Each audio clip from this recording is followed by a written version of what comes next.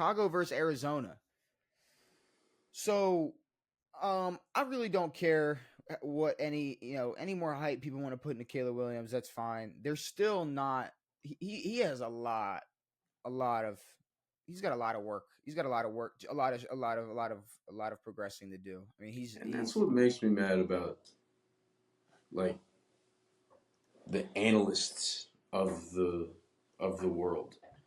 It's like we all knew Caleb had a lot to work on, especially coming from USC, from an easier division, the Pac-12, coming from the offense that he was coming from, going into a team where he needs to do all the work, where this offense is not built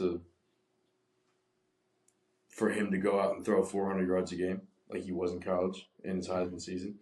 Um, you know, I mean, I expected him to struggle early on in his career, but a lot of people said he was going to make this team a playoff team immediately, but whatever. We sit here and said that, and we sat here and said that we expected this. We expected him to have a pretty rocky rookie year, and Yeah. all of the analysts said he was the most pro ready guy. Of All of course. the analysts said he was gonna. He was on the team.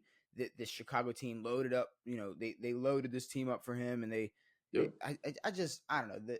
I don't have much to say about Caleb Williams except there's still a lot of work for him to do and a lot of progress. But, A lot of I mean, progression. if we looked at Caleb right now as we did CJ Stroud from a year ago, Caleb would look okay right now. You want to repeat that? What do you mean? So when CJ went 2 last year, Mm-hmm. CJ finished the season, what, 9-8? So 10 and if we 7. looked at maybe 10-7, but if we looked at Caleb the same way we did CJ before last season, it's like we didn't have a shit ton of expectations for this team. Okay. I feel you. Now, Still not now having a performance. with the Bears trying to load this team up and saying all this shit, then it starts to become this, maybe they want this dude to be pro ready. But if anyone has watched him play in his college years, I mean, it's pretty easy to see that it'll take a bit from him to be fully pro ready. Well, what I do want to talk about, Arizona Cardinals playoff chances. Getting a lot better. Now they were kind of down in the dumps a couple weeks ago. We were kind of saying, like, I feel like there was a point we were like, all right, it was cool, we were hyping them up, but now they're back where they're supposed to be, and now they're on a 3-game winning streak.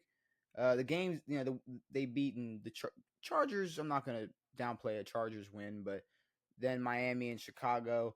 But then you look at the rest of their season. Now after this Jets game, they had the Jets. So they're sitting at 5-4. They had the Jets, and they had their bye week after that. Then they're looking at Seattle, Minnesota, Seattle again, New England, Carolina, the Rams, the 49ers. Damn. So That's a fucking.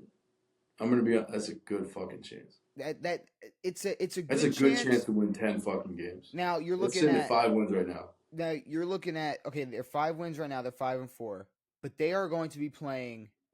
Let's see, 1, 2, 3, 4, 5, 6. I believe in my eyes, 6 games playing teams that will be fighting for the playoffs. Mm-hmm. 1, 2, 3, 4 divisional games against 3 different divisional teams. All 3 divisional teams that are still pushing to make the playoffs. So it will be close, but the odds. That's the problem. It's all right. So they got Seattle twice. Yeah. Can they can beat them twice. They could. Do they? I don't know.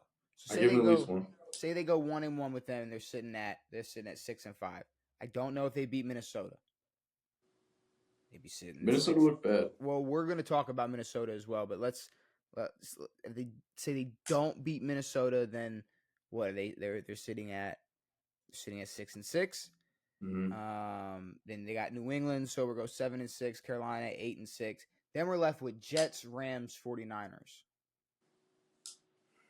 Depending on where the Jets are in their season, like if the Jets don't pick it up, That could be an easy dub. They play the Jets next week. Same thing with the Rams. The Rams, if they don't pick it up, could be an easy dub. And then the Pats are. See, but on the flip side, they're playing Rams week 17. This might be a playoff deciding matchup for Sure. both of them. Yeah. And then right after that, week 18, a playoff deciding matchup for both of them. Yeah. I mean, they definitely got to take advantage of, they got New England and Seattle, or New England and Carolina, but Seattle twice in 3 weeks.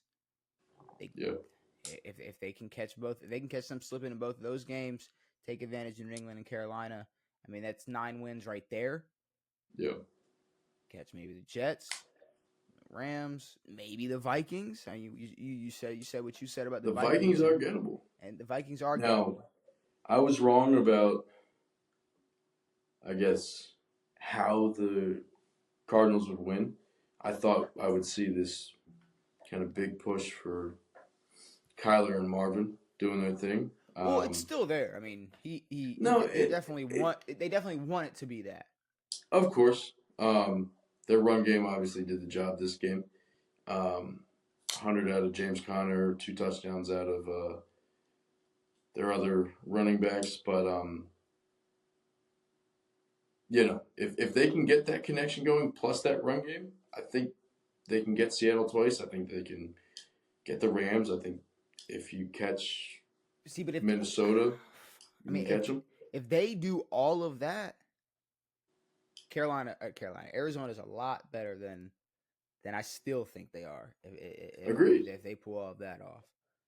Yeah, but we got to see a lot out of Kyler. We got to see a lot out of the rest of this team. But James Conner cooking still. I mean, there's a chance there.